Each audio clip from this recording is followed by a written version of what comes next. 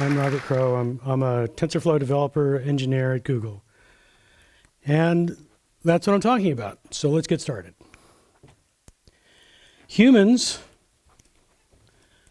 remember things, and they learn, and they look for patterns. And they try to generalize from specific instances of things into more broad concepts.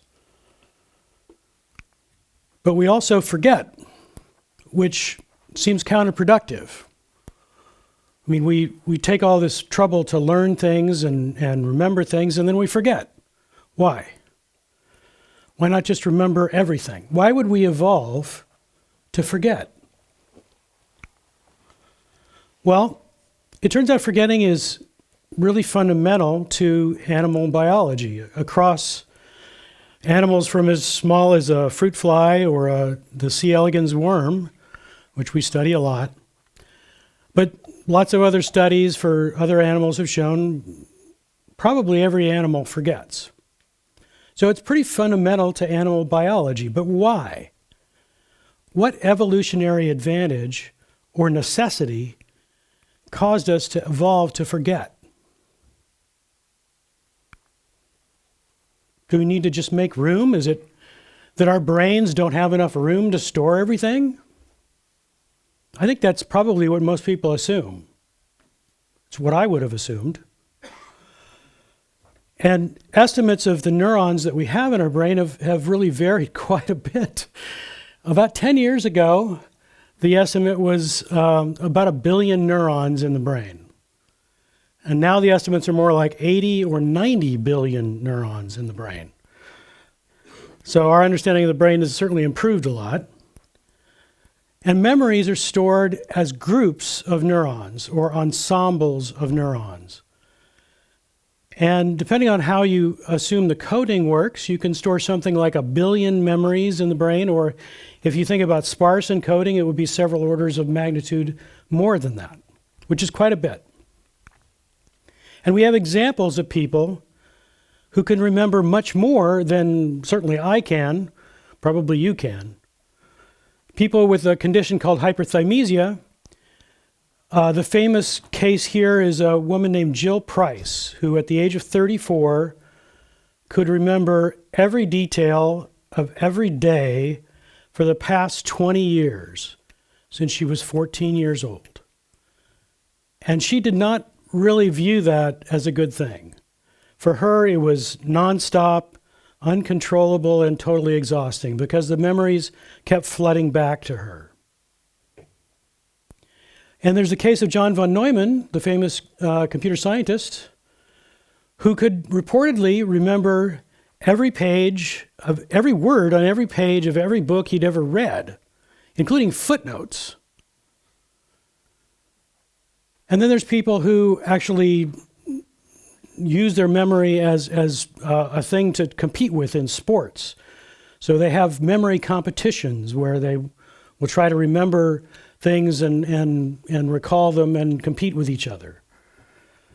So it's clear that our brains are actually capable of much more memory, of remembering much more than we typically do, than certainly I do. I can barely remember what I did last week.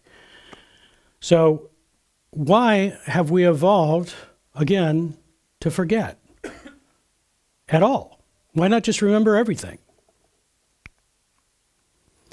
Something to think about is that people forget different things differently. So remembering what you had for breakfast yesterday, I don't know how many people can remember that. I can because I had the same thing I had today, so made it easy. The names of childhood friends you might not have seen in years, you probably remember those. Things like sensory input. So we're constantly flooded with all this input, sound and vision and our tactile sense and our sense of our own body. But we forget it almost as fast as it comes in. So for example, unless I call attention to it, you probably wouldn't be able to visualize my shoes, even though they've been in your field of vision, probably, depending on where you're sitting, for this entire time. So you get that sensory input and then almost immediately forget it. different parts of the brain remember different types of information, which is interesting. The hippocampus is involved in a lot of things, but one of the things it's involved in is remembering episodic memory. So episodic memory is things that happen to you, like coming to this talk you'll have a memory that is an episodic memory of coming to this talk. The neocortex is a very important part of the brain. It's the outer surface of the brain, really the part that probably makes us human.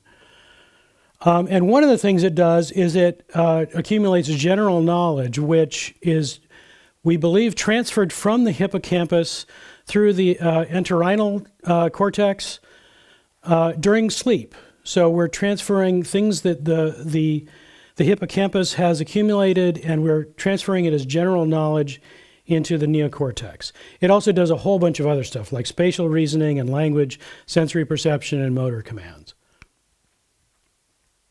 The amygdala is where all those emotions that cause us so much trouble and joy come out of. And when those get attached to memories, those memories are forgotten differently, which can be a problem sometimes, but it can be a good thing too. The prefrontal cortex, it's actually part of the neocortex, is our working memory. So if you remember the last slide, which I didn't mean to go back to, but it was actually kind of a good cue. That would be your prefrontal cortex at work. It's your working memory. And there's different policies for forgetting different kinds of information. So sensory information we forget almost immediately. Things like emotional memory can last quite a while. And part of that is driven by the different parts of the brain that remember those different types of information. They seem to have different policies. So neuroscientists have considered this question: why did we evolve to forget? Because memory is a key part of how we live our lives, how we think. So understanding forgetting is important. And there's a consensus that is starting to emerge that forgetting is actually not just a failure of the brain to remember or running out of space to store things. It's actually a feature. It's actually something that we have evolved because it is an evolutionary advantage to forget. So there's been a number of different papers on this. I'll have some references at the end of the talk if you want to dive into it. One of the ways they've tested the hypothesis is through studies. So rats, for example, we as a species owe a great debt to rats because we have certainly learned a lot by playing tricks on rats. And one of the things they did was water maze experiments, where they have a maze that the rat swims through to try to find a platform. So the rat learns to find that platform, and then, because scientists are cruel, they move the platform. And then the question is, how long does it take the rat to find the new location of the platform? Well, if the rat has been treated to remember things better, take longer to forget, it takes them longer to find the new location of the platform, longer to adapt to change. If the rat, on the other hand, has been treated to forget faster, then they adapt to change better. There's also a similar set of experiments where they use smell. So they have trays with different smells in them, and the rats can dig and find a reward. And then, of course, they change it up. And the rats have to learn to adapt to that change. And they find exactly the same pattern. An interesting thing here is that there's a couple of different ways that they treat rats to forget faster. And it depends on what's called neurogenesis. They want to create the conditions so that the rats can create new neurons faster. And in order to enhance neurogenesis, one of the key ways they do it is through environmental enhancement, which in the case of the rats means running on a wheel. They give them a wheel to run on, which is Something to think about the next time you go for a run. Might be helping you adapt to change. What about machine learning? Do models need to forget in order to adapt to change? Well, there's been some interesting experiments done that really focused on that particular question just this year with reinforcement learning. So reinforcement learning is one type of machine learning. It's used a lot in gameplay and robotics. What they did in this case is they set up an environment where they had some obstacles and a reward. And the model needs to explore the environment, avoid the obstacles, and find the reward. And then, of course, they change it. And then the question is, how long does it take the model to adapt to that change and find the new location of the reward?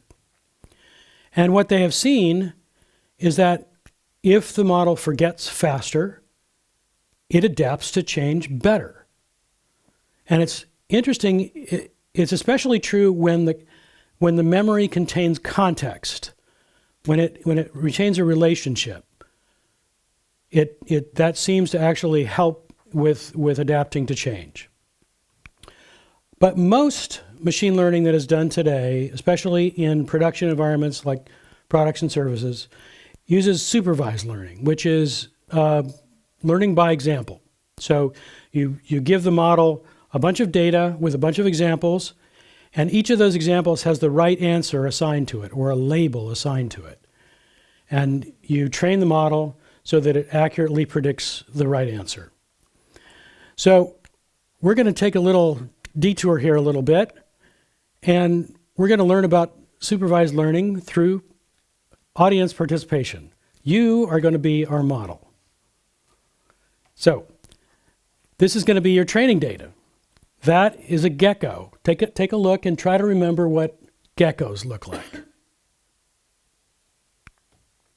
This is a chameleon.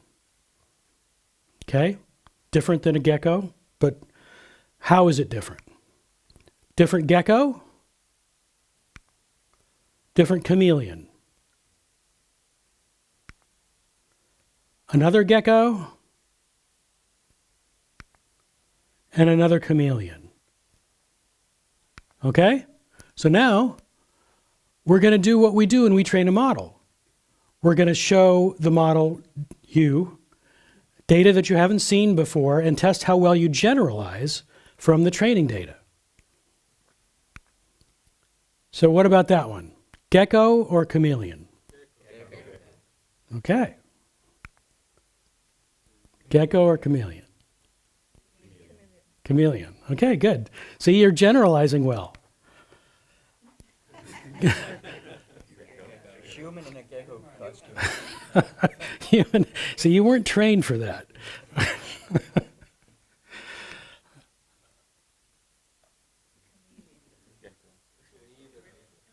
Yeah, that's a little harder. So what happened there? You understood the world based on the training data that you were given. And then you saw something that was some distance away from the training data that you were given. And it's hard for you, the model, to accurately predict what that might be. Now, it's not impossible. Some of you might have gotten it. But in this case, this is a gecko. It's a satanic leaf-tailed gecko. So what happened? Well, change happened. Maybe you as a model suddenly moved to a different part of the world, like Madagascar, where the satanic leaf-tailed gecko lives. But something in your world changed, and you as a model weren't aware of the change, and it made it difficult for you to be accurate. So for machine learning models, change is important. And change is a fundamental, especially, and it depends on what tasks you're working on and what domain you're working in. If you're working in something like predicting, recognizing images of cats and dogs, those don't change very quickly. If you're working in markets, things change by the hour or the day, so you need to adapt to change quickly. Let's take another example here. So you imagine that you're a retailer selling bicycles, okay? this is Denmark, and there are a few bicycles here. You train a model using data from your app that is going to help you order inventory, which is a great idea. And at first, it's going great. You're ordering just the right amount of inventory of just the right types of bicycles. But then, slowly at first, you start to make mistakes in your ordering. You either order too many bicycles or not enough bicycles or the wrong kinds of bicycles. So again, why? Your model was working fine, now it's not working fine. Well, the answer is change. So change is important in machine learning just as it is for humans or animals of any type, really. When the environment, things that the world that they live in changes, they need to be able to adapt to those changes. So how do they do that? Well, models need to forget, just like humans and other animals need to forget. And unfortunately for the state of machine learning today, it's really pretty crude compared to what animals do.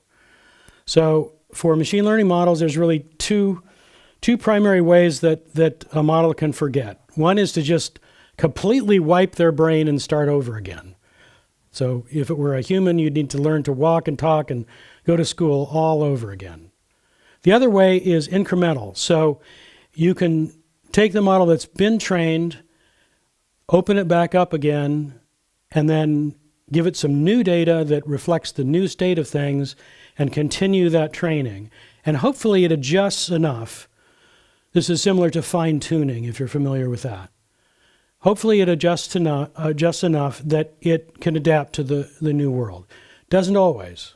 So it really depends on the results. If it adapts well enough, great. If it doesn't, then you need to throw it out and start training again.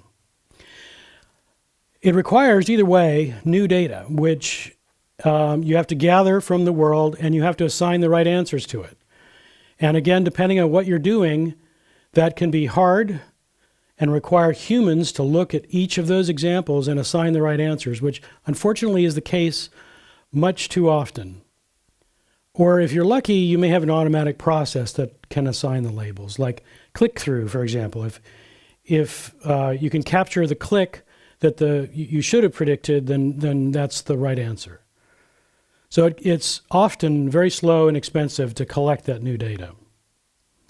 So to do that, we need to have an MLOps infrastructure, because we're now looking at a situation where we're using a model in a product or service, some production process. And in order to do that, we need an MLOps infrastructure, and we're going to do one of two things. What a lot of people do is just retrain on a schedule. So they'll say every week we're going to retrain this model.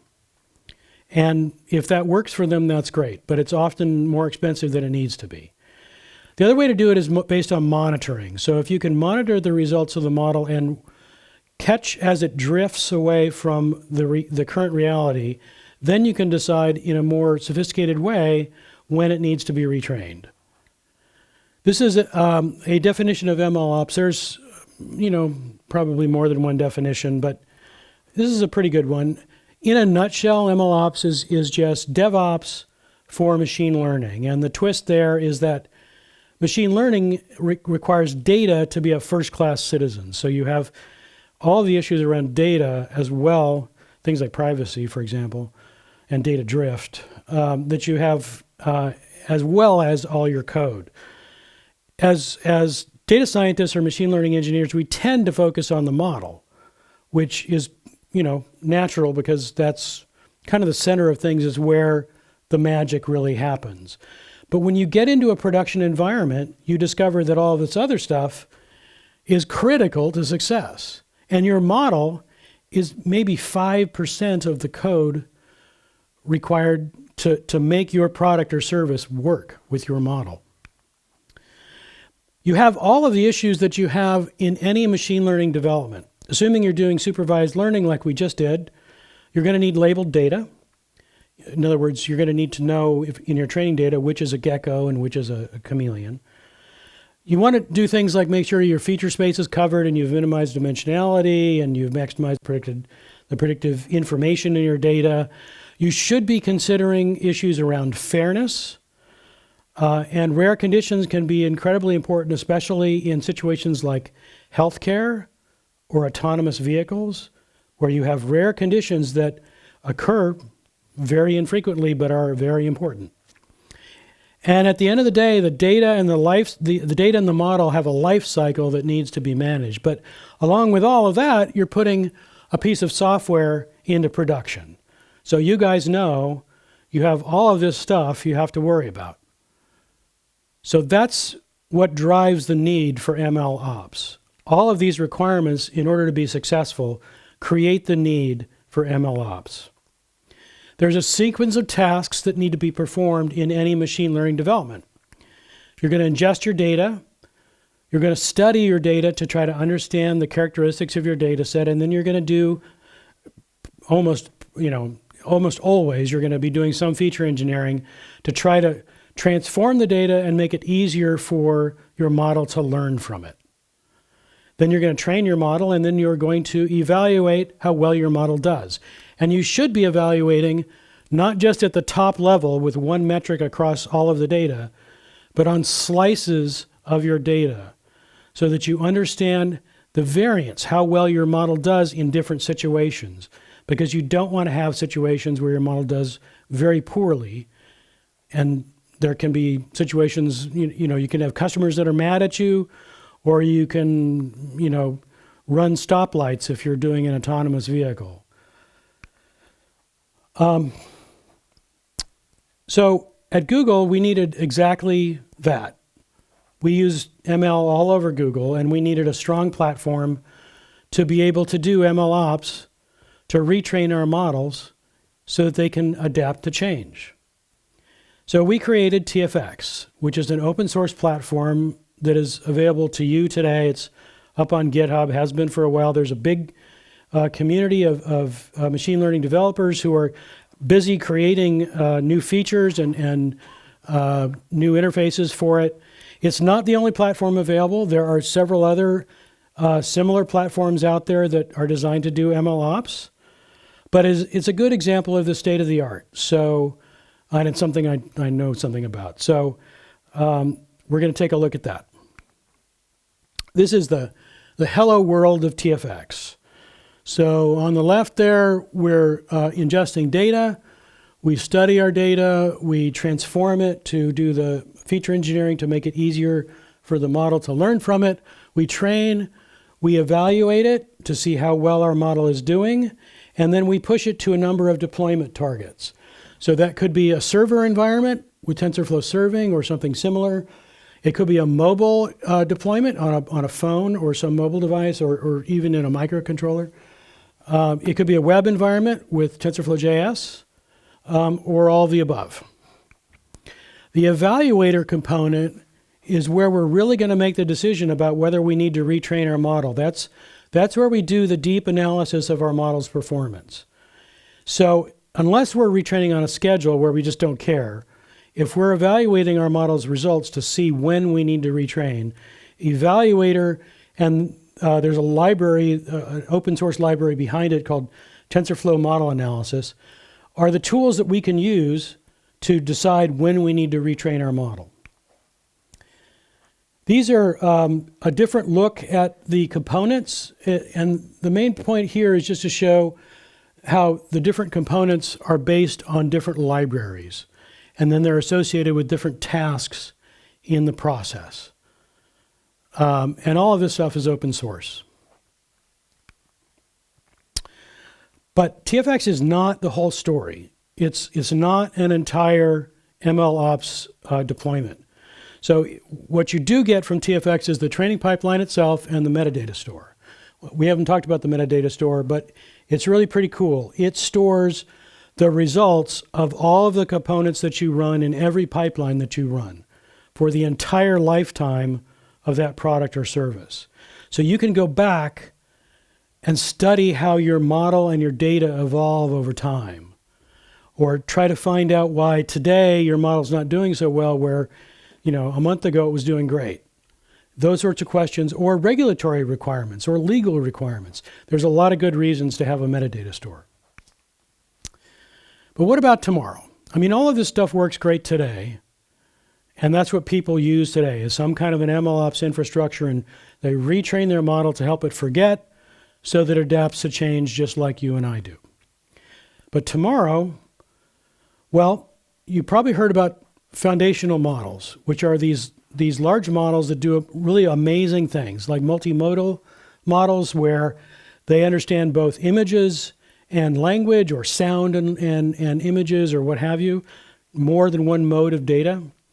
These are almost all based on the transformer architecture, which is what we're showing here. And they do some amazing things. The language capabilities actually in several cases are better than human. So they can do things like question answering, sentence completion, reading comprehension, common sense reasoning. It's really pretty amazing, and they're moving fast. So here's an example. This is this is explaining a joke, and it's kind of an inside joke, unfortunately. But the TPUs are a kind of processor, and they come in pods. And so it's, I don't know. You had to be there. This is maybe a better example. This is translating code from C to Python, which I find impressive. This is translating a text description into code. And this is translating another text description, really a question, into code.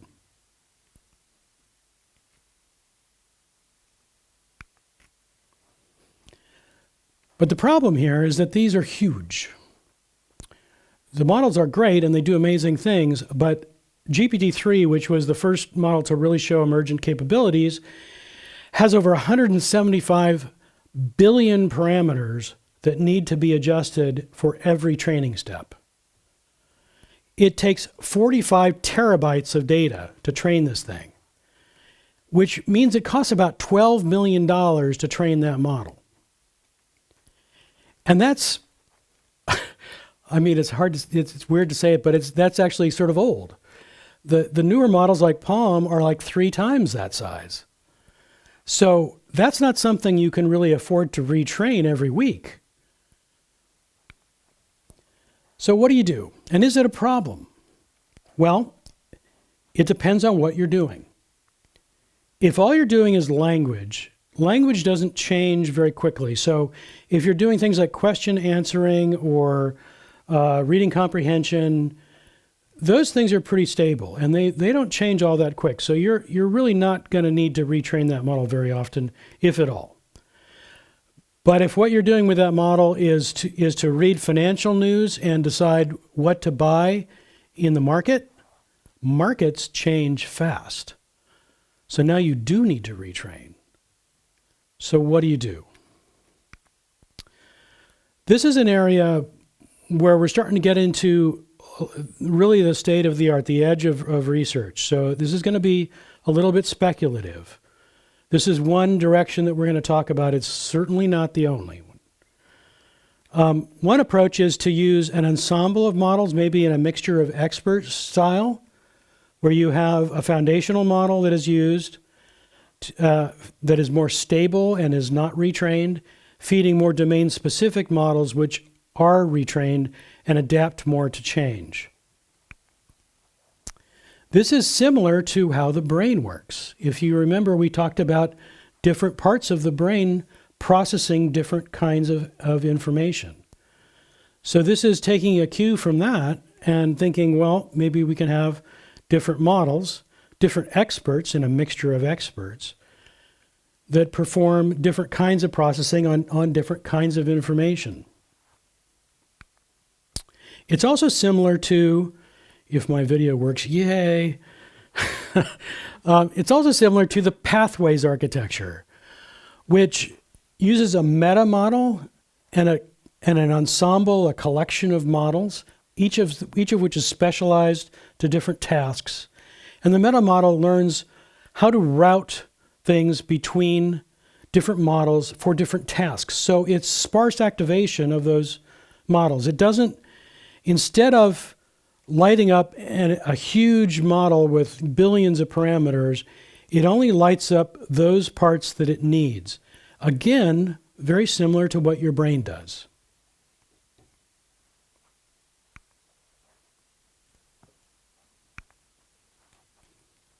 So, bottom line, the reason we evolved to forget is because forgetting helps us adapt to change. And we can demonstrate that in a number of ways. And machine learning models today forget through retraining, often in a very crude way, but essentially they are forgetting and learning to adapt to the new world as well.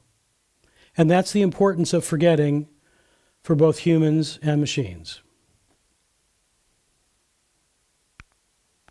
Here's some more information on TFX. If you're interested in getting started with MLOps and training your own models. And here's some selected studies if you want to dive into the neuroscience. There'll be slides up on the website. And thanks very much.